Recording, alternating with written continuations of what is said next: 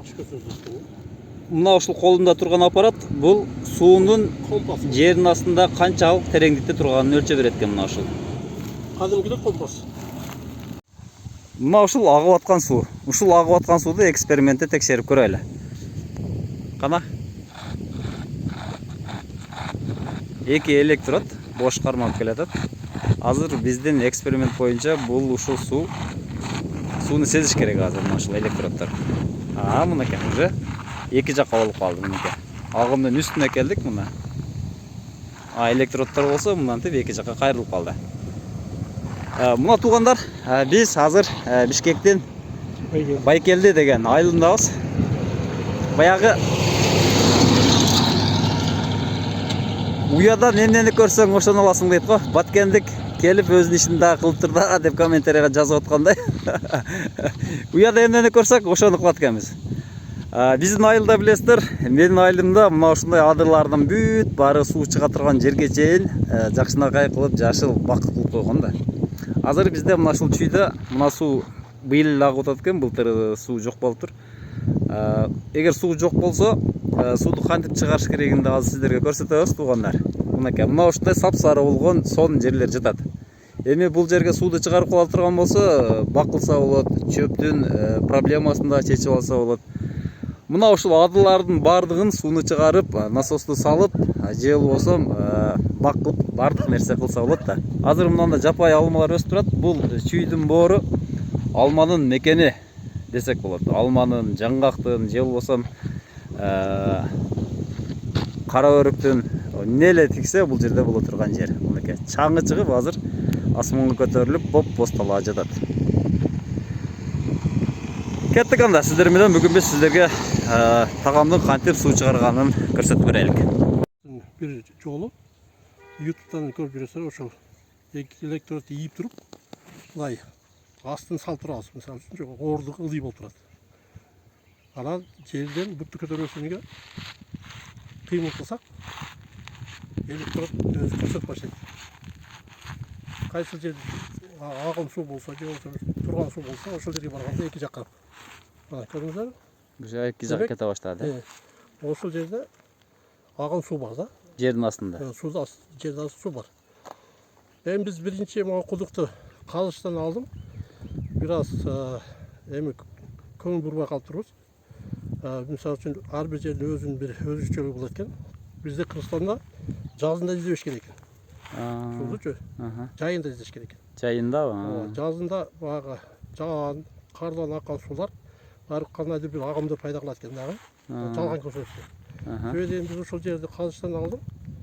Ушул эксперимент кылганыбызда 9,5 метрден көрсөткөн да. Сууну. 9,5 метрден суу чыгат деп эме кылганбыз. Ошондон ошол жерди тандап эме кылган. Бирок эме келип чыгарганда келгенде азыр фактически суу чыкты 17 метрден. Азыр мында 17 метрден суу чыкты. 17 метрден суу чыкты. Ошол азыр турган жерден баштап ылдыйга карай эсептегенде 17 метр чукурлуктан суу чыкты. Биздин ошол 9,5 метр дегенибиздин эме кийин салыштырып байкаштырып көрсөк, биз муну майдын орто ченинде, апрелдин аяктарынын орто ченинде кылганбыз. Ошол кезде жер бетинде суу, аркада аккан суулар болот экен, ошолор балким ошолордон биз алдандык да. Бирок 3 жыл каздык муну менчи. Муну 3 жыл каздыңыздар. 3 жыл каздык. Сөйден биринчиден могу кальцийлор көрүп турасыздар го, кальцийлорчу. YouTube'дан көрсөк кальцийлордун чөгөрүп жолу бар экен. Баягы эки жакка эме куюп астыгачы, бетон куюп астыгачы, чөгөрүп кетиш эмеси бар экен. Биз жөнөкөй жол менен кеттик дагы. Бул жака экскаватор киргизип туруп, экскаватор менен каздык. Экскаватор максимальный алганы 5 метр экен. 5 метрди алып туруп, анан ошол жерге 5 мындай кальционду коюп туруп, көтөрүчү. Коюп туруп анан казабыз экенбизчи. Казабызды баштасак, ал мындай туруктуу тура албайт экенчи булчу. Кыймылдап эки жакка кыймылдап кулай турган коркунуч болгондуктан анан ал айланасына мындай жошоң топурак салганбыз. Акырын кое бере турган кылыпчы.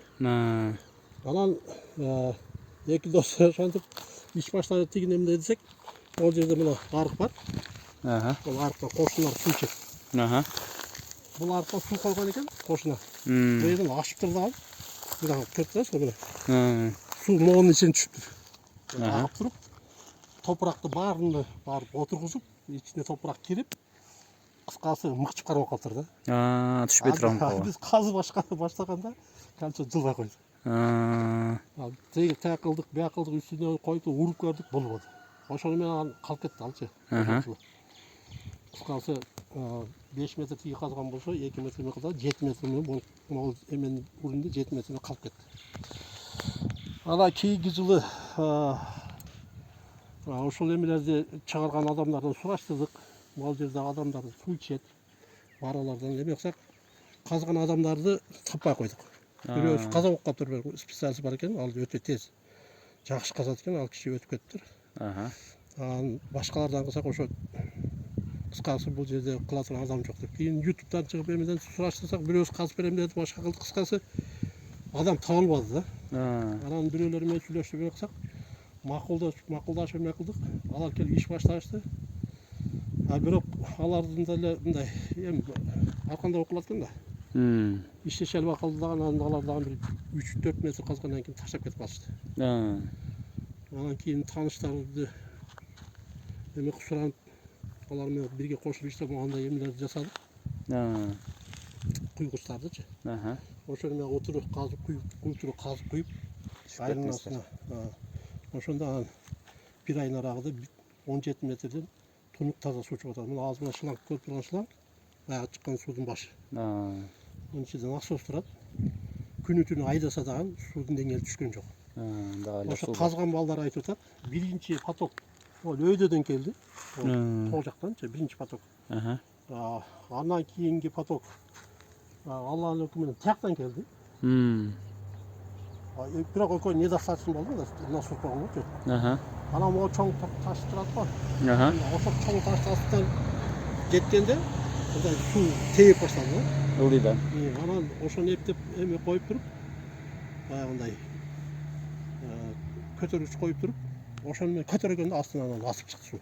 Эми Алланын өкүмүнө кандайдыр бир эмени басып менен басып турат экен. Асып чыкты, ошону менен чыгып атат. Күнөтөн иштесе дагы суу чыгат. Күнөтөн иштесе дагы, анан бүгүнгү күндө чыгып атат. Бирок ушул турган жердин өзгөчөлүгү ушундай экен. Майдын аягы июндун аягына чейин суу тартылат экен. Эми ошону көрөбүз кандай болот. Бирок азыр мисалы үчүн токтобосо мына суу чыгып атат.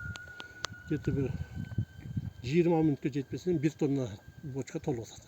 Метрин канчадан казышты усталар? Метрине баштап казганда 6000 казышкан. Анан чак болду, бияк болду деди. Кыскасы 8000 туура келди. 8000ден. Ушул бүтүшүгө канча расход кетти? Чыгымы канча болду? Чыгымы 150 миңден ашып кетти окшойт. 150 миңден ашты. Ошо дегенде көпкө созулуп кетти да. Берки бурой менен калтырсаңыз эмне болот эле? Казганда алар менен эме кылдым, сүйлөштүм. Тилер сразу бул жерде мына Бишкектин ошол айланасында сразу эме бурой кылганда сурайт экен. Сиздин участогуңуз темир жолдун астындабы, үстүндөбү депчи. Үстүндө десем болду, биз казбайбыз дегендер көп болду. Казбай отказ. Канча адам отказ берди? 5-6 адамга звонок кылдым, суу чыгарабыз дегендерчи. Бирок тиги рекламада деле бир эле адам көп эмеге берип салат окшойт жаап. Кайра чыксам эле бир эле адамга чыгып аттым, башка номер менен дагычы. Бирок анан организация бар экен бир. Ошол менен сүйлөштүм да, силер кандай организацияңызды ооба дейт. Биз любой эмелерди чыгарабыз. Заказыңыз жараша депчи. Анан мен ушундай жерде десем, алар айтчысы кыскасы мындай болот деди. Биз эң азы ошол сиз айткан жерден 100 метрден чыгарабыз деди.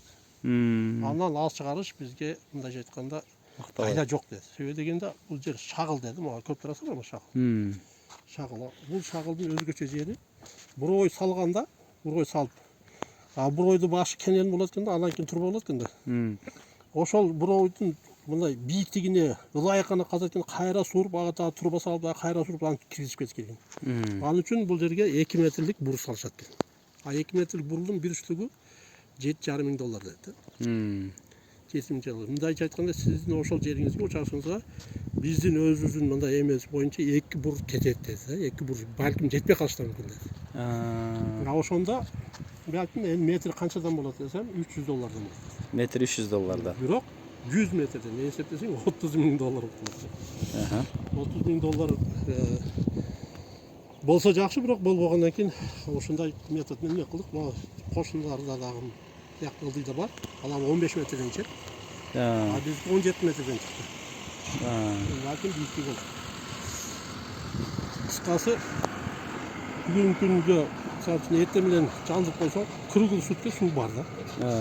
Мултап таза эми лабораториядан өткөзгөн жокпуз, бирок мындай өзүнүн сезим органдары менен кылган лабораторияда жакшы эле. Жакшы эле ичкенге болот. Жакшы эле ичкенге болот. Ичип атасыздар. Эми бир аз баягы акиташ отургандай эмеси бар. Ал Любойлы Кыргызстан Любойлы суусунда бар акиташ. А башка смесиде көрүнбөйт, мындай эмеде чайниктин астында жок да. Бул таза эле суу да, жыты. Мына ушул көрүнүп турган, жалтырап көрүнүп турган суу. 15 метрде. Эмес зеркало Үстү жагы 15 метрге чейин, э? Тереңдиги где-то 2 метрде суу бар да. Бүт тышы кальций. Кальций менен Бетон коюп, болгон, кальций менен заводской. Суу дегенде бул коопсуздукка жакшы да. Сен жер көчөт, башка болот, айтып атпайм, бияктан суу түшүп, бияктан агып кетип атат, бирок биякты эме кылабыз бекемдейбиз. Үстүн жабабыз, Кудай буйрса. Мына туугандар, эгерде сиздерге дагы ушундай суу чыгарыш керек болсо, демек чүйдө тоодон дагы сууну казып чыгарсаңыздар болот экен. Эң арзан вариантын сиздер менен көрсөттүк. Эгерде ушундай суу чыгарып алсаңыздар, өзүңүздөрдүн проблеманы чечип алсаңыздар болот экен. Сиздер менен Бага Сүрө Кыргызстан каналы болду.